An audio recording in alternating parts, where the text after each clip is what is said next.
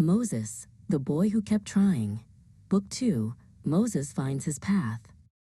Moses grew taller, though still thin like a young palm tree fighting for sunlight.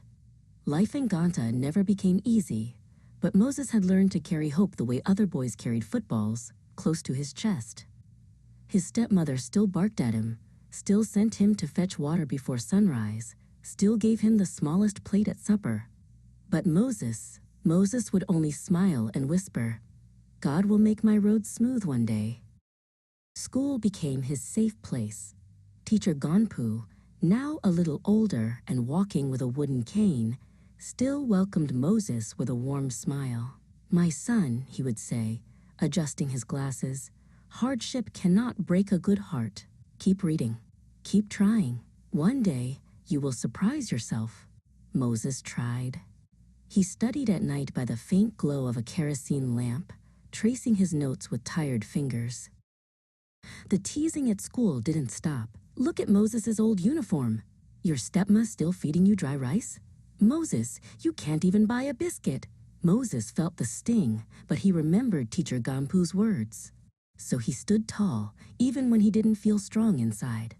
And slowly he became known as the boy who never gave up.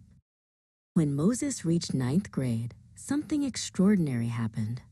His school announced a district-wide quiz competition, and Teacher Gonpu insisted Moses join. "Moses," he said, placing a gentle hand on his shoulder, "you know more than you believe. Let your mind shine." Moses hesitated, but deep inside, he wanted to prove to himself that he was more than the world saw. The quiz day came. Children from all over Nimba County filled the hall. Moses's heart beat so loud, he thought others could hear it. Question after question came. History, math, English, Liberia's counties. And Moses, who studied at night by a smoky lamp, answered with quiet confidence. At the end, when they announced the winner, the hall burst into applause. "First place, Moses Kola from Ganta Public School." Moses couldn't believe it.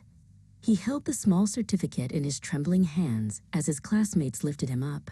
That night, even his stepmother stared at him differently.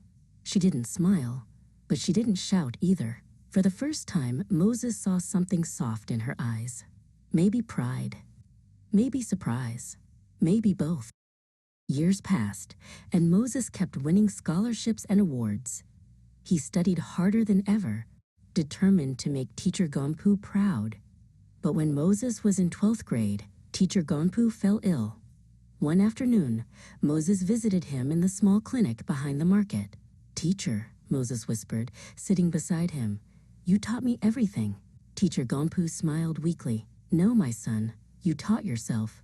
I only showed you the door. You walked through it."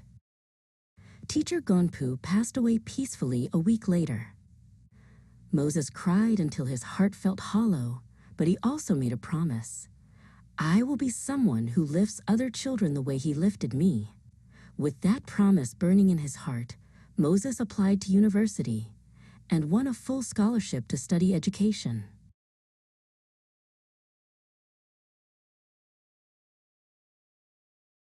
Many years later, grown-up Moses returned to Ganta as Mr. Moses, a new teacher standing in the same dusty classroom where he once struggled. The children stared up at him with wide eyes as he said, "I know what it is like to come from nothing. I know what it is like to be laughed at. But I also know this: your future is bigger than your hardship, and if you keep trying, you will shine." And somewhere, in the quiet of the room, Moses felt the spirit of Teacher Gonpu smiling.